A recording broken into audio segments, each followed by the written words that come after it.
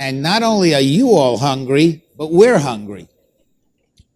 Apart from that, it's not every day that you see two Americans, two Russians, an Iranian and a European on the same stage.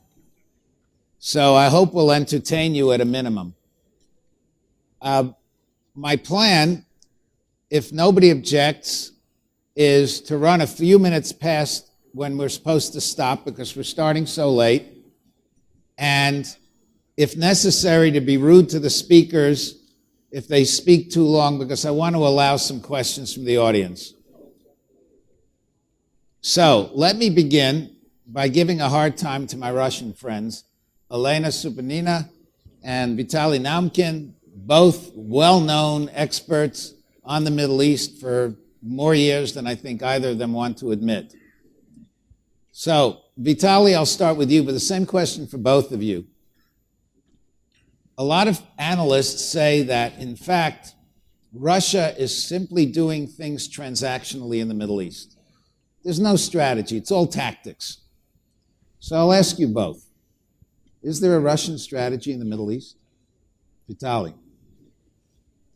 Of course there is a strategy, but if you're asking about the real strategy, we don't think that the local players have a real strategy, first of all. So given the unpredictability of developments, of the development of the situation in this region, in the Middle East, you have to be reacting to very unpredictable things that occur. For instance, the Arab Spring itself hadn't been predicted. So you had to be to react to a lot of things that are happening. But the strategy exists in Russia towards the Middle East. In general, we are witnessing the pro-activist policy in Russia based on some basic interests in the field of economic cooperation, in the field of oil, in the field of combating terrorism, and many other issues that are well known. So I think there is a strategy which is based on these principles of this interest, probably interests more important than values, but there are also values, given the refusal to accept the regime change policies of certain global actors, or the respect towards sovereignty, non-interference in the local affairs, and so on and so forth. So there is a strategy, but it doesn't mean that we're not reacting to a lot of unpredictable things that occur in this region. So, Elena, could you add to that, and particularly, how does your strategy react to one of the other major actors in global affairs that speaks with an accent like mine? Thank you, Dov. Yes, you want to speak in Arabic, I want right? to speak Arabic if it's possible. شكرا صباح الخير. أنا حتكلم باللغة العربية، وقبل ما أجاوب على هذا السؤال المهم أريد أن أقول لكم أنني لاحظت أنه دائما أجي هون على سليمانية في شهر مارس، يعني في شيء لغز في هذا الشيء، يمكن لأنه شهر اعتدال الربيع، وهذا يرجعنا لموضوع استراتيجية روسيا في المنطقة، لأنه كلمة اعتدال والتوازن وينطبق كثيرا على سياسة روسيا الدولية. فبالمناسبة أريد أن أهنئكم بعيد الانتفاضة، فمبروك. وأيضا أريد أن أهنئ الجنس اللطيف الموجود هون بعيد المرأة القادم غدا، فكل عام وأنتم بخير. بالنسبة للاستراتيجية دوف، أنا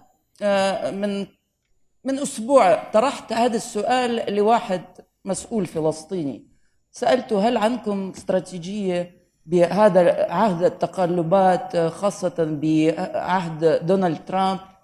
قال لي مستحيل واحد يبني استراتيجية بمثل هذا الوضع، لأنه هو عهد مفاجآت بسببكم أنتم قبل كل شيء.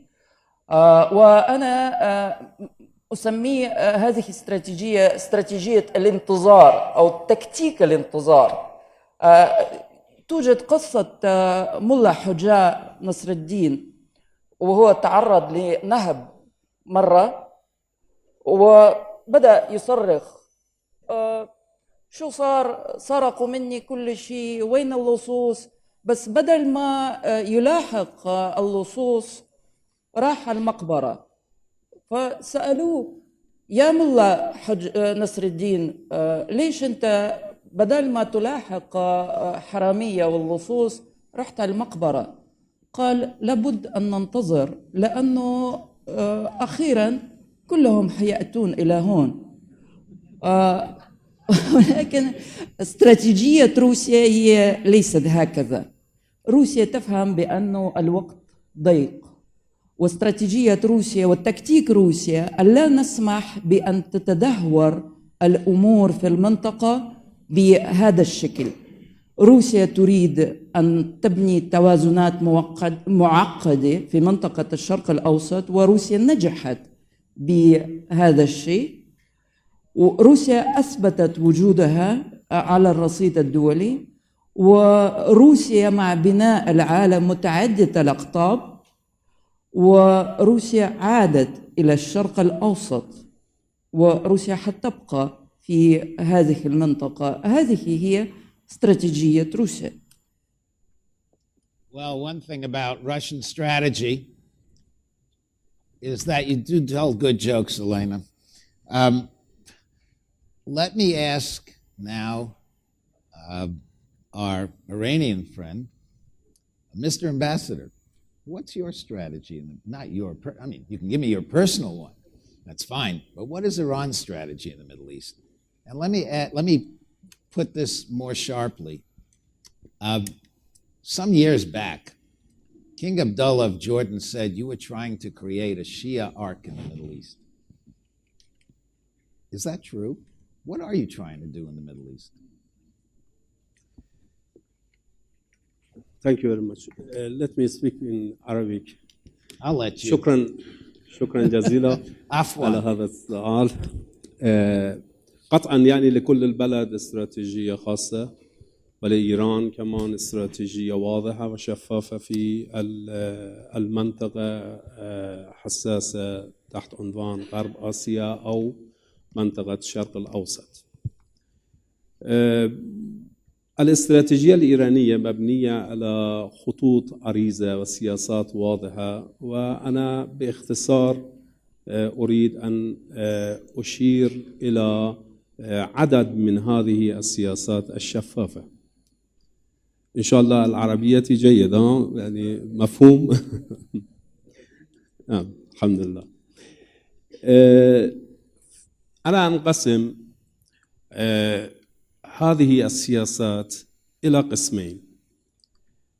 قسم من هذه السياسات سياسات preventives وقائي، وقسم positives إيجابي.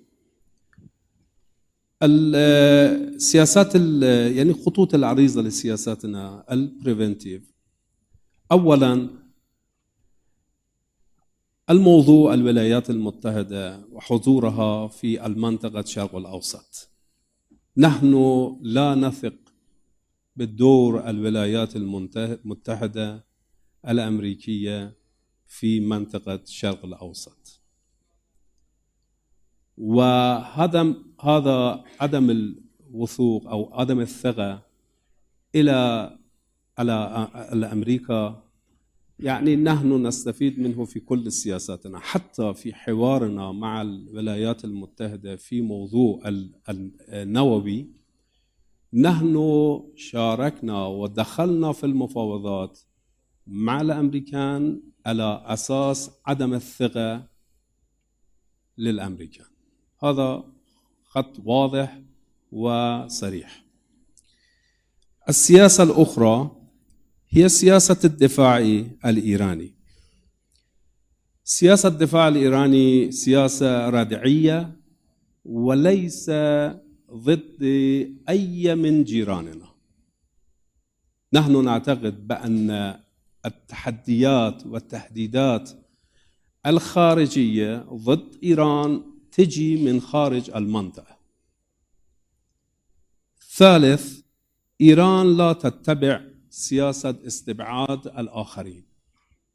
نحن نؤمن بالتعاون والتنسيق الإقليمي مع كل البلدان موجود في هذه المنطقة الشرق الأوسط غرب آسيا، خاصة الدول الموجودة في جنوب إيران، الدول العربية في منطقة خليج الفارس.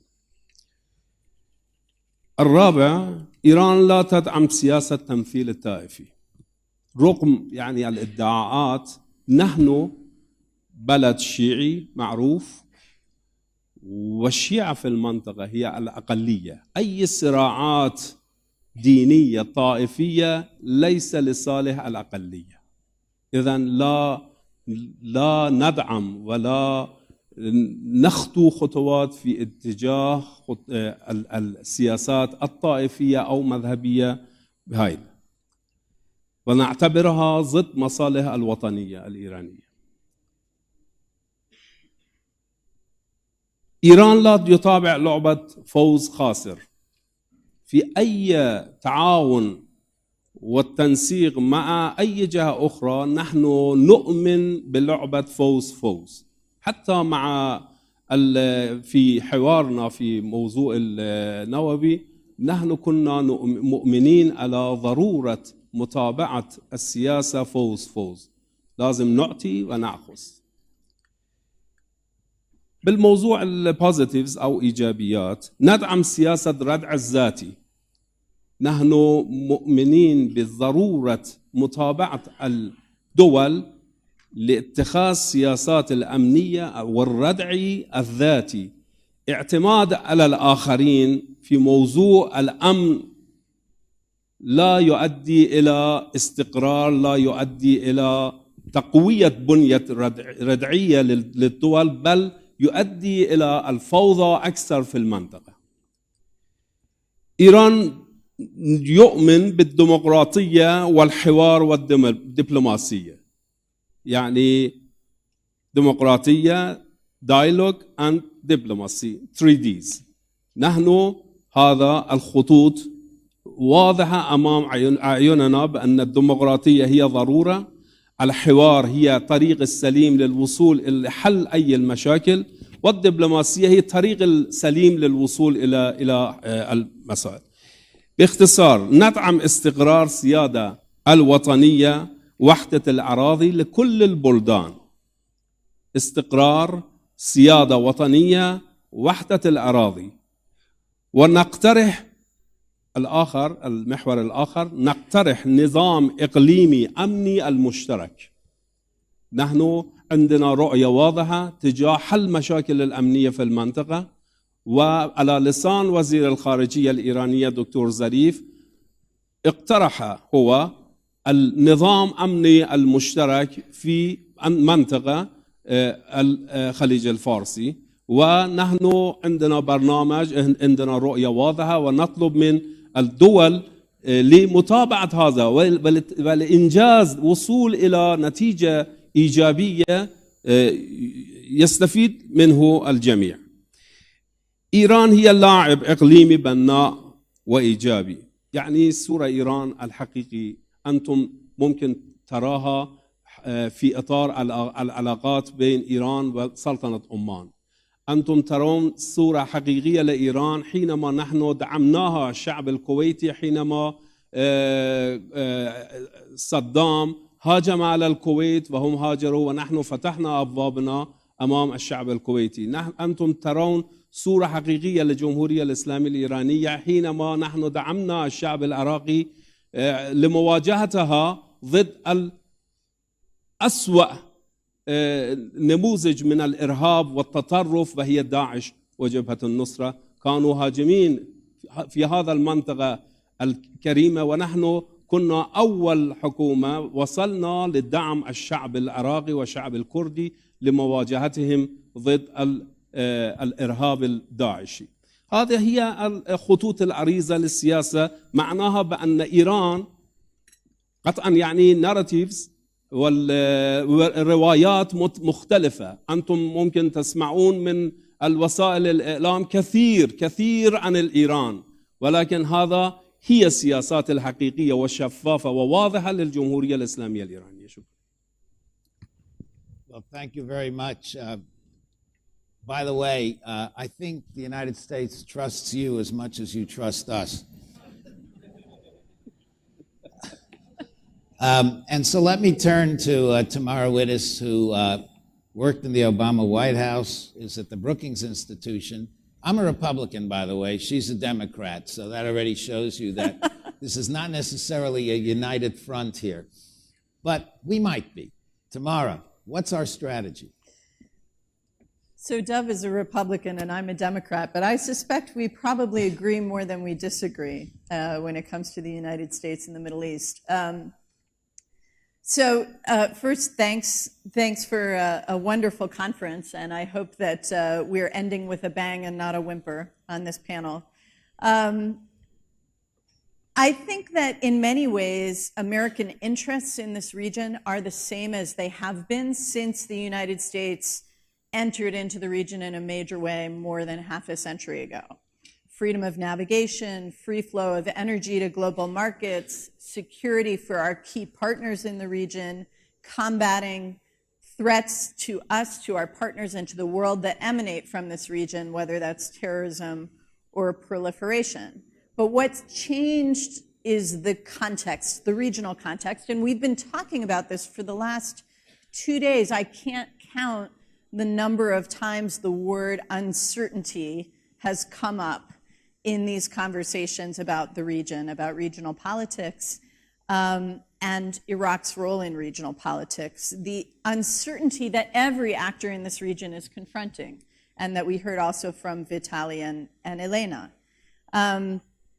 What that means, I think, for America's partners and other regional actors is that they are increasingly uncertain and increasingly insecure. The regional order that dominated the Middle East for the 50 years or so prior to 2011 has broken down, and many of these regional actors are now competing with one another, looking for opportunities to exploit, to extend their influence, and to create for themselves an environment that they feel is more favorable to them. Many regional actors seem to be defining their security in much more maximalist terms than in the past, because there's no status quo in the region to defend. So what does that mean for the United States and for how we pursue our goals? It means that, first of all, we look across this region, a region that is now beset with civil conflicts, a region in which many governments are appropriately focused on their internal stability and on figuring out how to address the unaddressed demands and aspirations of their citizens, and especially their young people. And that is a story that's going to take a long time to resolve. And so the United States, number one, I think, looks for anchors of stability.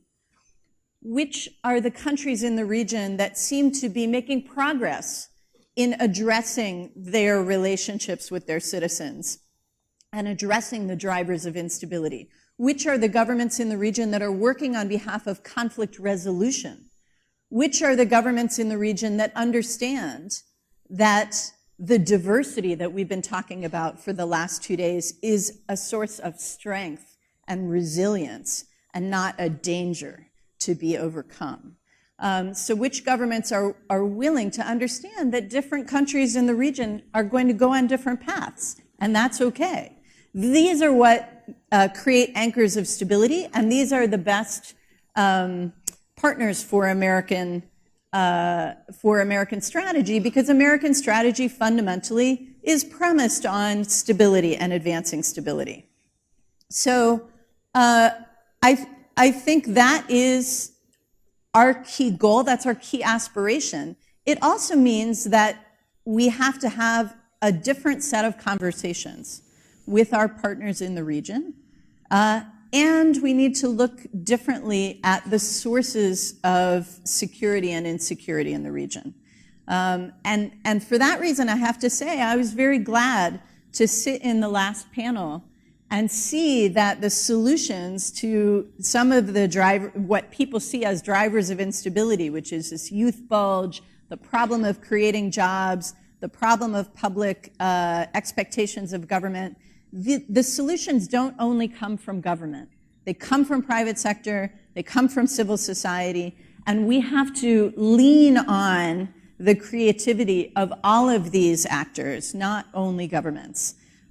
So I do think that's a challenge for a superpower. It's not always the way that we engage in the world.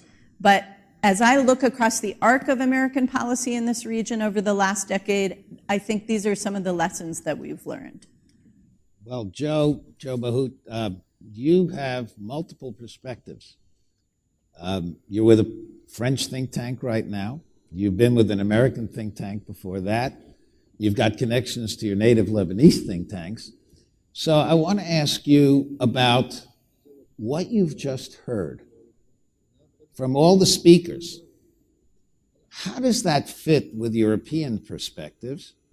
How does that fit with your understanding of local perspectives?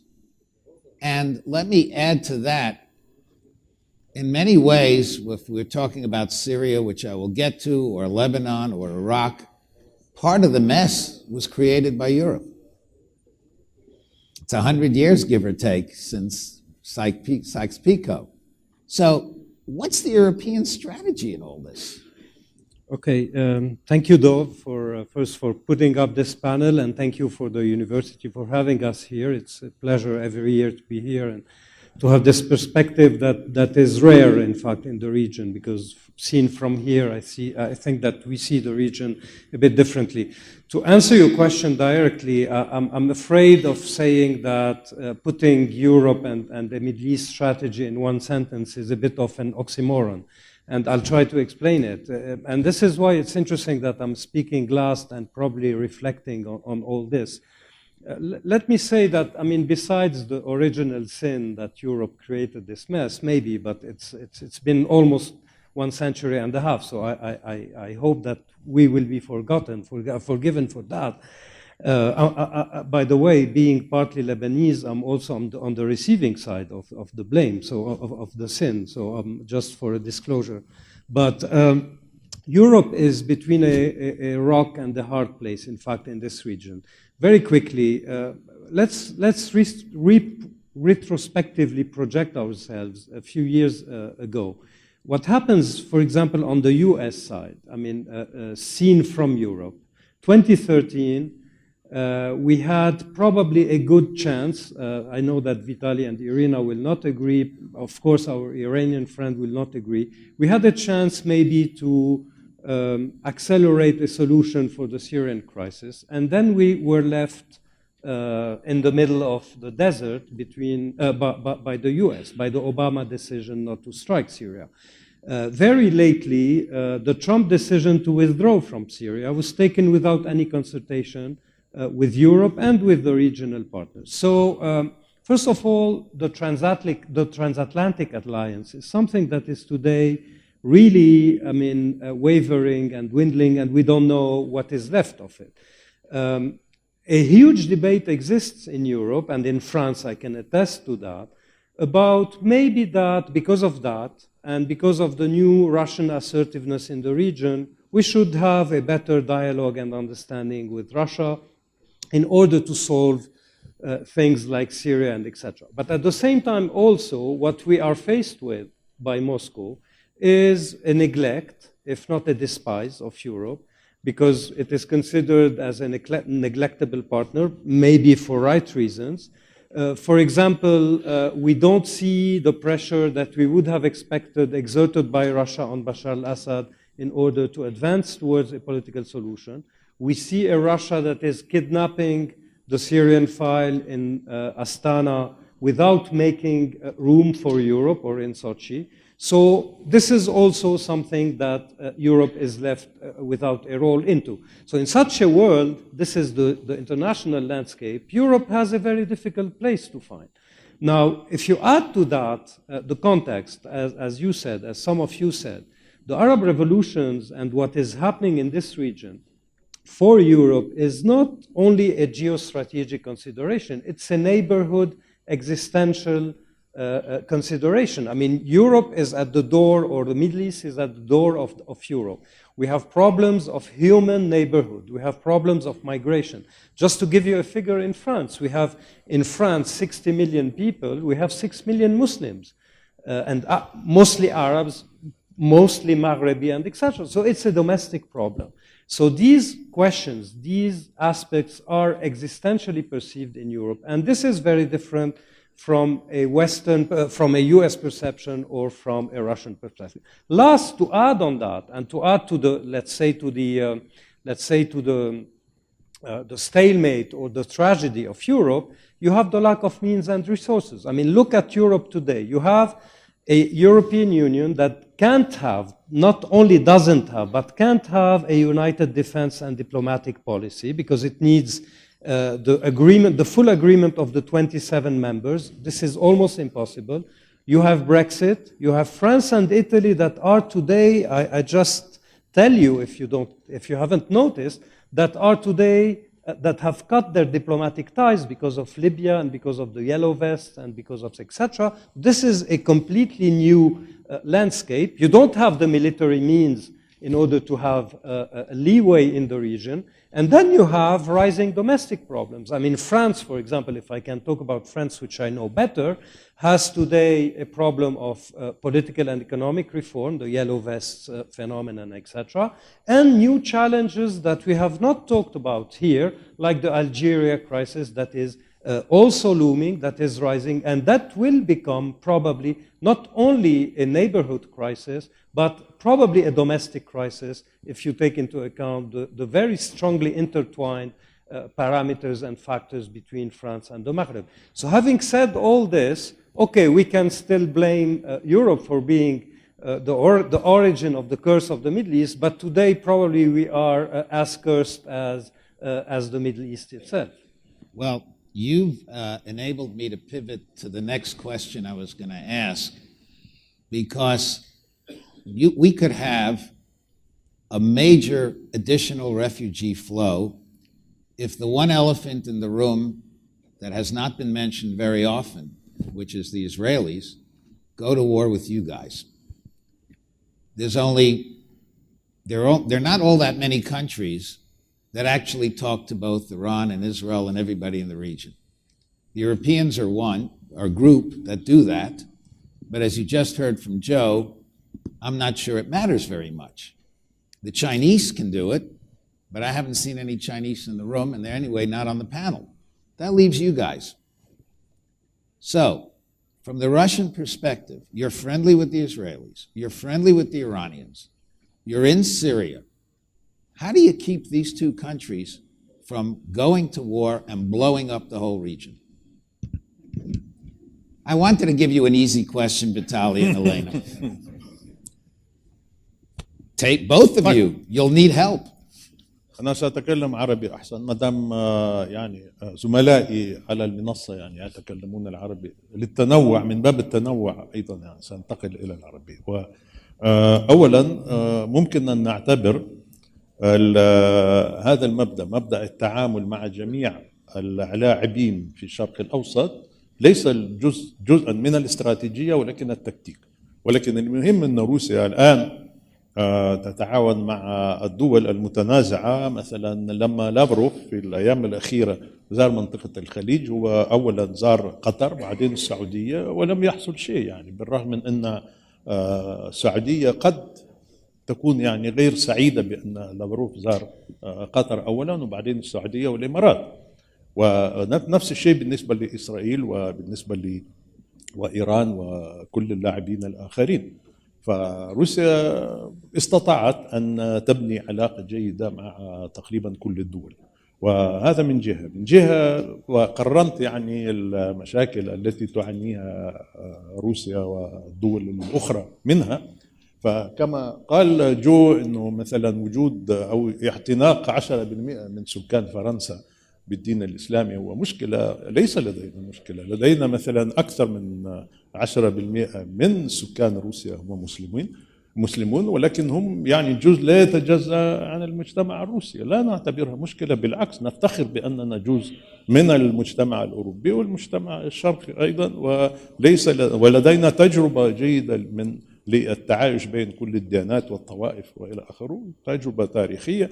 وما يجمعنا بالعراق ممكن هذا التنوع الديني والطائفي وإلى آخره، وممكن التغلب عليه، وممكن الاستفادة من العلاقة بيننا وبين العراق في هذا المجال بالضبط. يعني والشيء الأخير الذي أريد أن يعني أتكلم عنه هو أيضا مشكلة القاسم المشترك الذي أو الخطر المشترك للجميع الموجودين على هذه المنصة. خطر الإرهاب لا يزال يعني يتمتع بالقوة. ومثلا الآن مشكلة الإدلب من أهم المشاكل بالنسبة لروسيا، لأن هناك تجمع من الآلاف من الجهاديين بما فيهم من يحمل الجنسية الروسية والجنسية الدول في آسيا الوسطى وإلى آخره. وصبر روسيا طويل. على فكرة أنا غير موافق على ما قالته إلينا إننا يعني ننتظر عند المقابر. لا ننتظر لا عند المقابر ولا عند الاحتفالات بعيد المرأة بكل احترام لها، ونحن سريعين في اتخاذ القرار. والرئيس الروسي يعني يتخذ القرارات بسرعة وأحيانا بشكل مفاجئ. وهذا مثلا التدخل الروسي أو استعمال القوات الجوية الروسية في سوريا، لأنه كان هذا ضروريا. والآن أظن أنه صبر روسيا طويل، ولكن لا يمكن أن يكون بلا حدود بالنسبة للأحداث في إدلب. التطورات خطيرة جدا في إدلب الآن. ستكون هناك لقاءات الآن مكثفة بين العسكريين الروس والأتراك، وأظن أننا سوف نواجه تطورات هامة في هذه المنطقة بالضبط. Well, I'm glad you brought up Idlib. First of all, I don't want to antagonize Mr. Putin, but I think my president has more surprises than he does. And also, Elena, I will not give Russia the monopoly on International Women's Year. I sent my wife flowers for it, so there you go. Okay. Elena, maybe you can answer the question directly. How does Russia keep the Israelis and the Iranians from tearing the region apart? دوف، أنت بتعرفني أنا دائما أجاوب بشكل مباشر، ولكن أبلش من شوية بعيد، ولكن لابد من أن نصل للنتيجة. أولا تصحيحا، يمكن صار سوء الفهم، ولكن أنا قلت بعض العرب لديهم استراتيجية أو تكتيك الانتظار، وهم ينتظرون في مقبرة مثلا لنهاية ولاية دونالد ترامب مليئة بالمفاجآت. وسياسة روسيا هي غير. سياسة روسيا أصبحت نشطة، وبالفعل نحن هون لا نختلف مع دكتور فيتالي أبدا، نمثل نفس الموقف. بس سامحني جوزيف، أنا أختلف معك. نعرف بعضنا البعض من زمان ودائما نختلف رغم أنه نبقى أصدقاء. كيف روسيا أهملت دور أوروبا؟ طالما روسيا دائما تقول لأوروبيين تعالوا نتعاون معا، مثلا في سوريا قمة اسطنبول الماضية في قمة واحدة، ولكن روسيا تريد تكرار هذه القمم. أنتم أوروبا غير متحمسة. ليش غير متحمسة؟ قمة اسطنبول كانت فقط فرنسا وألمانيا. فرنسا وألمانيا، ونحن نعتز بأن نتعاون مع فرنسا وألمانيا لأنه دول أوروبية مهمة، ونعتز أن نتعاون مع الاتحاد الأوروبي كله. طرحنا في سوريا، طرحنا نتعاون مع أمريكا، مع أوروبا حول موضوع اللاجئين. وترامب العظيم هو وافق مع بوتين، اتفق معه في هلسنكي. أثناء لقائه قال نعم نحن حنتعاون، بدنا نساعد الأوروبيين في موضوع اللاجئين وتقديم المساعدات. فيما بعد تراجع، بدلا من ترامب ردت علينا دول الإمارات، والدكتورة كتبي حتؤكد ذلك. بدأت الإمارات الحمد لله تعود إلى سوريا، وهناك نقاش حول الاستثمارات الممكنة في هذه البلاد، لأنه كيف ممكن أن نقرب نهاية الأزمة في سوريا بدون ما نتعاون حول مواضيع سياسية، لاجئين، وإعادة بناء البلاد. طالما في بطالة، طالما في دمار، كيف ممكن أن نوصل للنتيجة ونحن نريد أن نتعاون مع أوروبا في هذا الشيء؟ وين المشكلة؟ ممكن المشكلة أنه جيمس جيفري من أمريكا يقول دائما للأوروبيين أنه هاي مواضيع كلها مرفوضة، لا تعاون ولا في مجال اللاجئين ولا في إعادة بناء، لغاية ما نرى تقدما كبيرا، وهو تقدم موجود في رأيي، ولكن يبدو توجد عدم الرغبة في التعاون معا بسبب عدم وجود الثقة، ولكن ليس بسبب روسيا. عودة لسؤالك حول Yeah, please. لندخل في موضوع المعقد ما بين إيران وإسرائيل. شو السبب؟ كيف استطعنا أن نبني هذه العلاقة؟ ما ممكن، أنا مو كتير متواضعة، ولكن بذكائنا صراحة. فأحد الأوروبيين منذ 10 أيام تقريبا خلال جلسة مغلقة، أنا لن أقول اسمه، ولكن دوف حاضر كان وشاهد لهذا الشيء، عمل مقارنة. قال رئيس بوتين يتصرف في الشرق الأوسط كبسمارك كان يتصرف في أيام ألمانيا في القرن 19. أنا أعتقد كروسية أعتقد مبالغة في المقارنة هاي، يعني نعم بوتين هو رجل متحنك في السياسة الدولية، ولكن نقارنه ببسمارك ما بعرف، أنا حذرة. ولكن هذا أتى من زميلنا أوروبي وفسر هذه المقارنة بالتفسير. قال بسمارك كان يستطيع أن يبني توازنات معقدة ما بين قوى مختلفة، فنفس الشيء شأن روسيا. روسيا لديها علاقة مع إسرائيل، مع فلسطين، مع جميع فصائل فلسطينية، مع لبنان، مع جميع قوى سياسية لبنانية، مع سوريا، مع إيران، لأن روسيا تعتقد أن منطقة هذه ممكن أن تعيش بالسلام والاستقرار فقط إذا تم بناء هذه التوازنات. أما إذا واحد بده يلعب ويراهن على جهة ضد جهة تانية، هاي سياسة صد فرق وصد، هاي مو سياسة روسية، لأنه هدف روسيا استقرار المنطقة. نحن نستفيد من استقرار المنطقة. من يستفيد من عدم الاستقرار؟ ممكن أنتم حتجاوبوني على هذا السؤال. Joe wants to intervene. Vital, you want to intervene. I know you want to intervene, and I suspect you want to intervene. So Joe raised his hand first. Then you can intervene and tell us why you're not going to go to war, which will be nice. And then Tamara will intervene, and then I'm going to throw it open to the floor because I know nobody has any questions. So, Joe. Very quickly, in fact, it's, without entering the blame game, because it's completely not the place, and also, it's always a pleasure to disagree with you, and I would wish everybody I disagree with was so nice in the disagreement. But just to get the things to the center of the subject. First of all, we can't go on blaming each other, Europe, Russia, and etc. And by the way, you often mixed Europe and Trump, and which is not at all the same. But for example, we could say from a European perspective, for example, we could say that there's a very awkward Russian, let's say, interference in European political life today through, for example, elections, through financing of extremist parties, through playing on Islamophobia, on the refugee issue. So we're not trying to solve the refugee issue the same way. We don't look at it the same way. We can go on and on and on.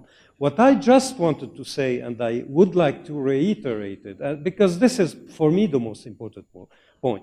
We have potentially and tendentially a retrenchment of the US role in the Middle East. We have tendentially and potentially a rise of Russia's might in the region with means I don't know and I would question, okay? Putting that behind, what Europe would like to see is a positive and constructive framework of Russia's approach to solving the problems of the region. I take Syria as a case study, and I reiterate my point.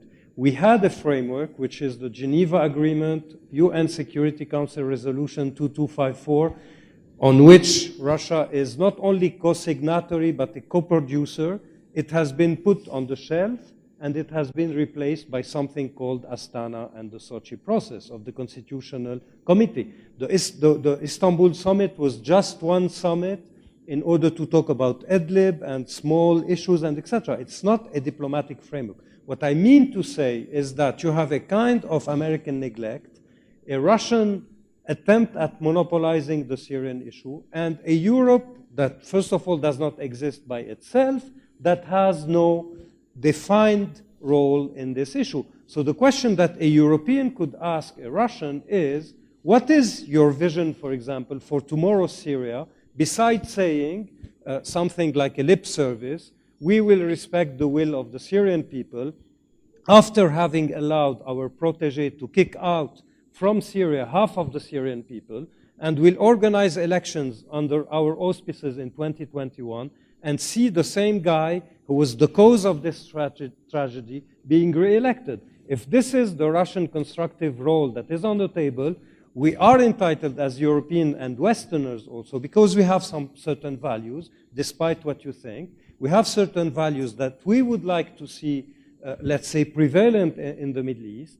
If we can have a dialogue about that, let's have it. But don't tell me we invited you to a summit in order to talk about 200,000 people that will be displaced in Idlib and etc. This is not serious diplomatically. So if we want to get serious, let's talk about why is Russia getting rid of the framework of solving Syria? What is Russia aiming to do in the region, for example, in order to solve the tension between Israel and Iran in the south of Syria, and maybe tomorrow in the entire Middle East? What is your vision for the Arab-Israeli conflict besides playing on both sides and filling the vacuum? So these are the questions. They are not antagonistic or aggressive questions, but I think that we are entitled also to ask these questions at a time where Russia is becoming also a very assertive power. I would like to stay, I mean, not to use negative terms, but it is an assertive power and influence in Europe itself, and not always for the benefit of the neighborhood between Europe Joe, and Russia. tell us what so you let's have this dialogue. Tell us what you really think. Vitaly, you want to intervene at this point? Yes. I will try several words.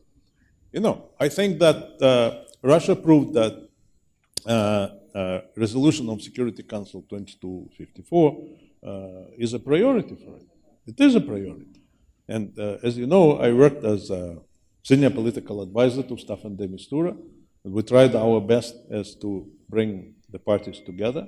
We had 8 rounds of talks, and both sides were not able to come into any agreement about all this issue. We tried our best as to start with the political basket, because there are 3 baskets plus basket against terrorism, and then the constitution, then elections, and so it didn't fail, because there were some results, some general principles about future Syria were agreed upon by most of the players there. But still, Russia decided to concentrate on this constitutional commission in order to, on the basis of considering this basket the most easy going, the most acceptable for both players, where they can agree. And it is also almost agreed upon by both sides, by the opposition and the government. So I cannot, I disagree, respectfully disagree with my old friend Joe about this, the fact that as if Russia is ignoring this resolution or replacing Geneva with Astana. No, No, it's complementary. Astana is complementary to Geneva, but to go to Geneva, even the Mistura decided to stop the talks because without results, it means that you compromise the whole process. I am sure that very, very soon there will be a new round of talks after the Constitutional Commission is the makeup of it and the modality of its work is agreed upon, and there will be some serious moves. And by the way, when Lavrov was just I think the day before yesterday in Saudi Arabia, he invited Nasser al-Hariri, who is the head of the negotiating committee, to pay an official visit to Moscow and to discuss things. So nobody is rejected or not recognized, but there are some problems with their position. It's in a disarray, but there are several groups, platforms there. And I do hope that this visit, as all these efforts to work with all players, regardless of your skepticism about this, issue, I think it will bring some results. There's nothing better than having disagreements on a panel. So let me help this along even more. Mr. Ambassador, Iran keeps moving closer and closer to the Israeli border. Maybe I'm stupid, but I don't understand how that'll make for peace. Tell me a little bit about how Iran would see a peaceful resolution in Syria that doesn't involve a confrontation with Israel, that doesn't lead to the kinds of issues that we've just heard about. You're a player in Syria. How do you see the outcome? نحن كجمهورية الإسلامية الإيرانية منذ بداية الأزمة في سوريا نحن كنا نؤكد على ضرورة حل السياسي وإيجاد الحوار الشامل بين الشعب السوري بين الطرفين المتنازعين في الأزمة السورية. ونحن كنا حاولنا كثيرا لاقتراب الوجهات النظر موجودة داخل سوريا بين أطياف السياسية المتنازعة. وفي هذا الإطار تعاوننا تعاون بناء مع روسيا لإيجاد إطار مناسب لنخطو خطوات مؤثرة باتجاه تقريب الوجهات النظر الأطراف السياسية في سوريا، وكمان يعني الحيلولة دون وقوع الأزمات العسكرية أكثر في سوريا. بهذا السبب شكلنا الاجتماع أستانا، وأول خطوة كان رؤية الأمنية، كيف ممكن تخفيف التوتر الأمني في سوريا، وشكلنا 4 مناطق de-escalation zone يعني تخفيف التوتر، ونجحنا في هذا الإطار يعني. وهذا دعما للجهود الممثل الأممي سيد ديمستورا. هو كان يحاول أن يجلسون الجهات المعنية المعارضة والحكومة مع بعض في تحت ظروف الهادئة. بهذا السبب يعني نحن وصلنا نقطة أول من أهدافنا هي تخفيف التوتر الأمني، وبعدين خطونا خطوة أخرى باتجاه الإيجاد الحلول أو paving the ways or تهيئة الظروف لقبول الحل السلمي أو قبول للدخول إلى المفاوضات بين المعارضة والحكومة. واقترحنا تشكيل اللجنة الدستورية حتى يجلسون ويتفاوضون ويتخذون القرارات. الحل السياسي في سوريا باعتقادنا بيد الشعب السوري. من يتخذ الشعب السوري من القرارات؟ لازم كل الجهات المعنية ومتداخلة في الأزمة من الخارج external actors and regional actors يجب هم يوافقوا على من يقرر الشعب السوري. القرار هي بيد الشعب السوري. لا يعني الزمن الإملاءات على الشعوب انتهت، يعني لازم قرارها يكون بيد الشعب السوري. هذا نحن نعتبر بأن لو دورنا دور كل اللاعبين الآخرين هي تسهيل الأمور. يعني دور إيران يجب تكون تسهيل الأمور، دور روسيا تسهيل الأمور، دور أوروبا يجب تكون تسهيل الأمور، وحتى دور الأمم المتحدة يجب تسهيل الأمور لإيجاد سقف واحد حتى يجلسون الشعب السوري تحت هذا السقف ويتفاوضون ويتفقون مع بعض. هذا هي الرؤية الشاملة والواضحة للجمهورية الإسلامية الإيرانية. بالموضوع الأوروبا يعني أشار زميلنا بأن اختطف الأسطانة الدور الروسي الدور الأوروبي. أنا غير موافق، يعني أنا لست موافق. نحن نعتقد بأن القسم من هذه غياب الأوروبي على عاتق بعض الدول الأوروبية، على سياسات الغير واقع تجاه الأزمة. هم اتخذوا سياسات غير واقع، وهذا السبب أدى إلى تعقيد الأزمة في سوريا. بالموضوع الإسرائيلي أنا أعتقد بأن كل ما خطونا خطوات مؤثرة للوصول إلى الحل السلمي للأزمة السورية، الإسرائيليين صاروا قلقين بسبب لهم ليس هم يرون في هذا الحل السياسي ضد المصالح. هم يرون بأن ما في مكان لهم في هذه التطورات. بهذا السبب اتخذوا سياسة امتداد الأزمة، السياسة تواصل الأزمة وتخريب الظروف السياسية التي هيأناها في إطار الأسطانة. بهذا السبب يعني حتى يأخذ الزمن. بهذا السبب نحن نعتقد بأن الآن السياسة الإسرائيلية سياسة تخريبية تجاه الحل السياسي في سوريا. هم لا يريدون حل السياسي في سوريا، هم يريدون استمرار الأزمة في سوريا و بذرائع مختلفة، يعني يشتغلون ويحاولون يعني استمرار هذه السياسة في الأزمة السورية. So Tamara, 10 minutes, maybe. Tamara, you've heard a lot of different views, Yeah. not entirely agreement with one another. From a Washington perspective, what do you make of what you've heard? Sure. So, first, let me say I think that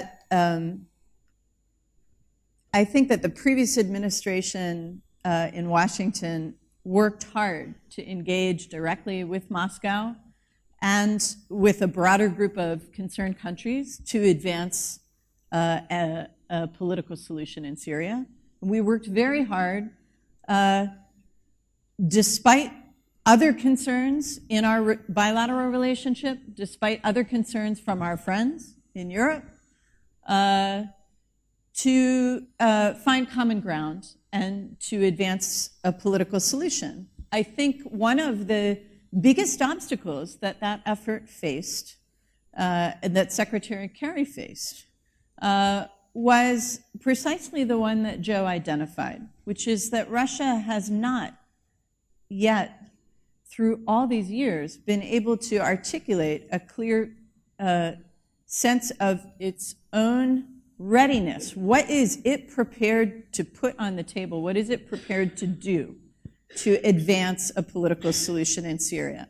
Yes, there are huge issues and huge obstacles to bringing this war to an end, and more than that, even bigger obstacles to helping Syrians get to solutions that bring lasting stability, because it is our firm belief, especially after the last 18 years of conflict that we've been involved in, it is our firm belief that extremism, as was said yesterday, will not be defeated merely through military means, but requires attention to human infrastructure, to conflict resolution, to inclusion, and to the underlying grievances that give those extremists a place to put down roots.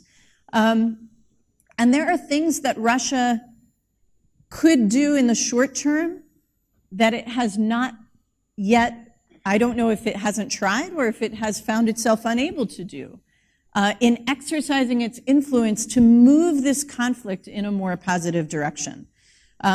Whether it's engaging with the Iranians on weapons transfers and other activities in Syria that are actively threatening and destabilizing for the neighborhood, whether it's Law Number 10 and the Syrian regime's clear intention to depopulate and then repopulate Syrian cities with those that it considers loyal subjects, whether it's the vast numbers of political prisoners whose fates are still unknown in Syrian prisons, the forced conscription in areas that the Syrian regime has regained control.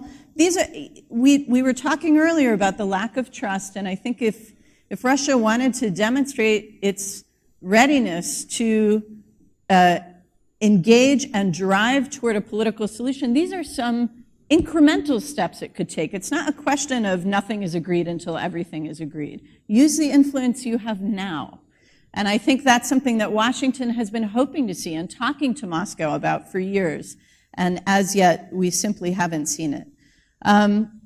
So I think that's my primary thinking right now. I think that in Syria in particular, the Russian relationship there is one of longstanding. There's certainly no view coming from Washington that there's no Russian role here, that the United States can or should do this all, or even dominate the process. There's been an effort from the very beginning to engage and work with Moscow, but we just haven't seen the action from Moscow or the influence from Moscow that we think is necessary to produce progress. So, I see a sign 5 minutes. So here's what I want to do. I'll take 3 questions. I see more than 3 hands, so I'm just going to randomly take them. No Q&A. Too bad. I'm taking 3 questions. And what I'll then do is have each of the panelists pick what they want to answer. You're starving already. You can starve a little longer. So, yes, up front. But please, brief. Microphone.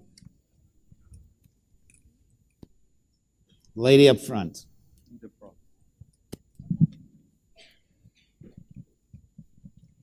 عفوا في سؤالين إذا سمحت للأخ في سعادة السفير الجمهورية الإسلامية الإيرانية سفير سابق والنعم.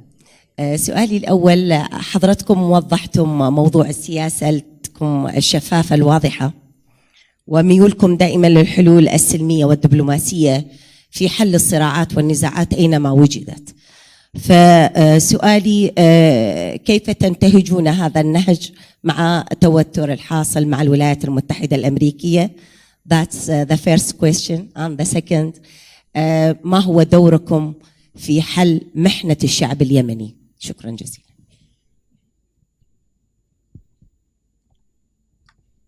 That's great. Short, sir, and then up front here, and then we'll answer. Gentleman with his hand up. But again, keep it short or I'll cut you off. هێمن یوسف خوێندکاری زانکۆی ئەمریکی لە بەشی هەندسەی وزە بۆ بەڕێز محەممەد ڕەدا سەرڕای بڕای تاوم بە هەبوونی دیبلۆماسی و سیاستکردن بەڵام ئەوانەی کە بەڕێز محەممەد ڕەزا وتی سیاسەتی ئێران لەوەیە کە بڕای تاوای بە دیموکراتی و هەبوونی مافی مرۆڤ ئایا ئەو دەستێوەردانانەی ئێران کە هەیەی لە ڕۆژهەڵاتی ناوەڕاست و بەتابەتی لە کوردستان و سووریا و یەمەن و هەموو وڵاتانی دی تا چەند ئەو قسانەی کە خۆی دەیکا بوونی واقعی لەسەر زمینەی سیاسی هەیە چونکە ئەوەی کە ئەو دەڵێ بڕوای تاویان بە دیموکراتی هەیە وەڵامی ئێرانمان دیت بۆ ڕێفراندۆمەکەی کوردستان و سیاسەتی ئێرانیش لە بوونی حیزبی جیاوازی کوردی کە لە ڕۆژهەڵاتی ناوڕۆستدا ڕۆژهەڵاتی ئێراندا هەنا حیزبی سیاسی کوردیمان هەیە کە لێرە سیاسەتیان دەکەن و ئێران لە ماوەی پێشوو تەواو ئەکشنی ئێرانمان بینی کە ڕاستەوخۆ بۆمبارانکردنی هێزێکی سیاسی بوو لە ناو جەرگەی کوردستان ئایا ئێران هەر ئەو قسانەیە کە دەیکا یاخود پێویستە Okay. Khalas. Next. Up here. And you know to keep it short because you've been up here. Just brief. Okay, it seems all goes to Iran. تحدثت عن الهيكل الأمني، رؤية إيران للهيكل الأمني في الخليج. هل لك أن تقول لنا ما هي مقومات هذا الهيكل الأمني من وجهة نظر إيران؟ Okay. Comments. Mr. Ambassador, everybody's hitting on you, so ما فهمت سؤال. do you want to answer any? نعم. تكلمت عن الهيكل الأمني في الخليج، ما هي رؤية إيران لهذا الهيكل الأمني؟ Start with you. 3 questions. You can pick whatever you want to answer. نو بالموضوع الأمريكا نحن دخلنا بالمفاوضات مع الأمريكان في ملف النووي السلمي الإيراني ووصلنا إلى الاتفاق وصار هذا الاتفاق ضمن القرارات الأمم المتحدة المجلس الأمن ولكن شفنا بأن وصلنا إلى مرحلة بأن أمريكان خالفوا الوعودهم وخرجوا من هذه الاتفاق ويعني هذا أنا قلت لكم في البداية بأن لا نثق بالأمريكان بسبب هذا يعني يوقعون قرارات ويخرجون بدون أي الآن يعني المشكلة الأوروبا هي بأن هم اعتمدوا على السياسات الأمريكية وحاولوا كثيرا للوصول إلى النتائج ولكن وسط الطريق خلوهم وخرجوا الأمريكان من هذه الاتفاق. إذن يعني صحيح المبنى الحوار قطعا يعني ضمن سياساتنا ولكن حوار من أجل إيه؟ من أجل الوصول إلى الاتفاق حتى يخرجوا الآخرين من هذا الاتفاق. لا نحن لا نثق بالأمريكان ولا ندخل في الحوار وهذا قرارنا في وقت الحاضر. المحنة الشعب اليمني هذا نقطة المهمة جدا أنتم أشرتي بالموضوع بأن الآن مع الأسف نحن نرى بأن السياسات مزدوجة في المنطقة بأن الآن يدعمون الماكينة العسكرية الوحشية ضد الشعب اليمني وكل يوم نحن نرى بأن في خسائر الإنسانية والروحية والمعنوية والإنسانية في اليمن والأطفال في اليمن يعني في أسوأ الظروف والصحة في اليمن في أسوأ الظروف ونحن اقترحنا في أول الأزمة الطرح سياسي لحل الأزمة ورفضوا الجانب الآخر رفضوا السعوديين مع الأسف يعني الآن العالم يحتاج إلى إجماع شامل لتوقف الوقف أمام هذه الهجمات والتوقف هذه الهجمات يعني لا إنسانية ضد الشعب اليمني. وبالنسبة الدبلوماسية أنتم ربطتم الدبلوماسية بالتدخلات الإيرانية. التدخلات الإيرانية في المنطقة أنتم ترى كيف يعني هل نحن دخلنا في المنطقة لمحاربة دخولنا في المنطقة لمحاربة الإرهاب الداعشي ودعم الشعب الكردي ضد في مواجهتها ضد الداعش وضد الإرهاب هذا هي التدخل. نحن دخلنا في سوريا على أساس الدعوة ومطالبة الحكومة السورية يعني وجودنا وحضورنا في سوريا ووجودنا ودورنا في العراق ووجودنا ودورنا في أي موضوع أنتم ترونه تدخل هي في إطار الرسمي والتوافقي مع الأصحاب المعنية في هذا الملف. إذن يعني نحن حاولنا كثير لإيجاد الأمن ومواجهة الإرهاب التي هم يريدون عدم الاستقرار في المنطقة. إذن يعني هذا إيران الرؤية الأمنية واضحة، يعني في قرار Mr. Ambassador, I got to cut you off because they're about to cut me off. But what I will do for you to show that sometimes Americans have nice things to do for Iran, you got the last word. Let us thank this wonderful panel who agree about everything. And now, let's eat.